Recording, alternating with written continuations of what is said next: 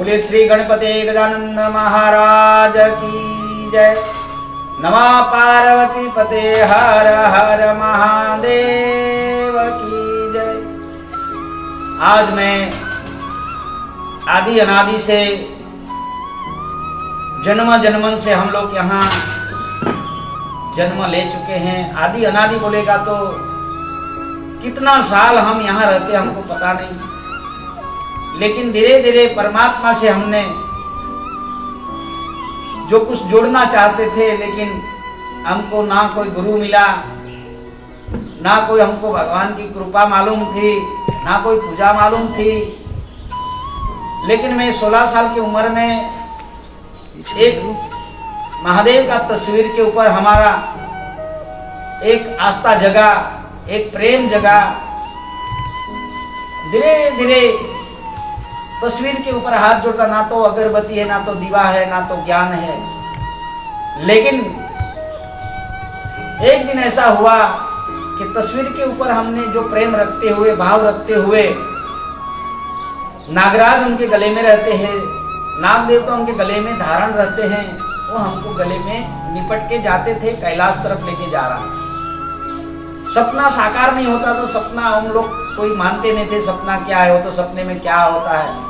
लेकिन जब हमको धीरे धीरे भगवान ने परीक्षा चालू कर दिया, जब मैं उमरगांव के कंपनी में 15 रुपये में नौकरी करता था, रेलवे स्टेशन से जाता था और रेलवे स्टेशन से आता था यहाँ घर पे।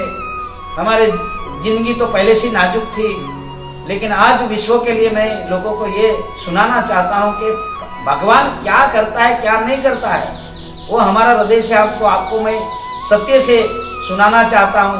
भगवान के ऊपर एक विश्वास, एक आस्था रखो। जीवन उद्धार करने के लिए मैं देश को एक नया संदेश लाया हूँ। तो मेरे झुपड़ी में मैं रहता था, कुटीर में रहता था, उनकी हाथ जोड़ते, पूजा करते, हृदय से करते, भाव से करते।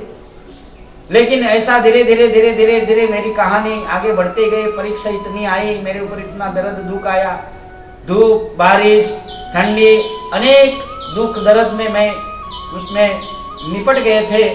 लेकिन भगवान को यहाँ उतरना था, महादेव को यहाँ उतरना था। तो जैसे बोलते हैं ना, बाबा जोड़ा होता है, भूकंप होता है, इतनी मुसीबत आती है, तो मैंने उसको सहन बर्दाश्त करते करते धरती पे मैं जी रहा था।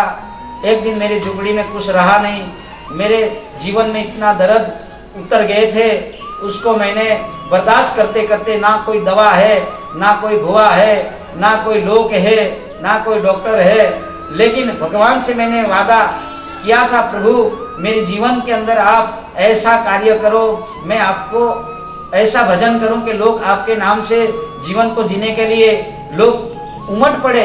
ये मेरी कहानी मैं आपको धरती पे लोगों को सामने रख रहा हूँ। तो भगवान ने मेरी परीक्षा करते हुए, मेरे घर में नागराज रहते थे, सपने में मेरे को कैलाश लेके जाते थे, सपने में दर्शन देता था। लेकिन सही एक दिन परमात्मा यहाँ ऐसे प्रकट होने के लिए नागराज को आगे भेजा था। लेकिन एक दिन हमारे घर में नागदादा प्रकट होने के बाद कोई उसको मार दिया।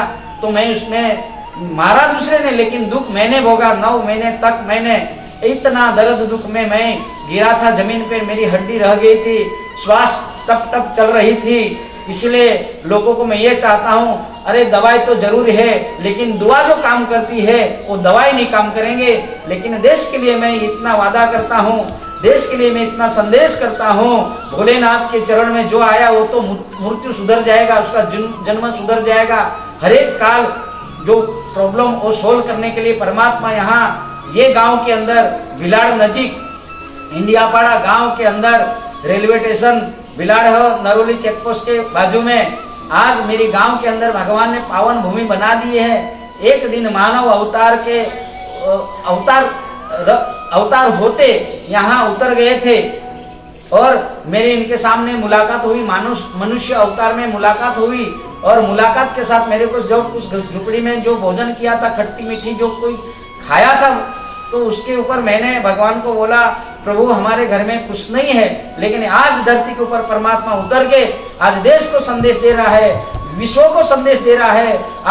आज दुनिया के अंदर इतनी बीमारी, महामारी, कोरोना जैसा वायरस के अंदर हम लोग आज उतर गए हैं, लेकिन जो महादेव के नाम से जो पूजा करेंगे, पाठ करेंगे, यज्ञ कथा करेंगे, उसके नाम से बीमारी, हर एक जन्म के बीमारी नाश हो जाएंगे। इसलिए मैं देश के लिए ये वादा देता हूँ कि ये त्रिनेत्रेश्वर महादेव ने हमको मूर्ति रूप में प्रकट होने के बाद उसके अंदर पूरा अवतारित होके यहाँ बैठे हैं, और भोलेनाथ के चरणों में सबका भला हो, सबका हित हो। देश में जितना मनुष्य 125 करोड़ के ऊपर साधु संतों, ब्राह्मण, मानव, पशु पक्षी के ऊपर भगवान कृपा करे, और हमारा जीवन जैसा सुधरे वैसा लोगों को जीवन सुधरे, यही मैं वादा देता हूँ। ओम नमः शिवाय। ओम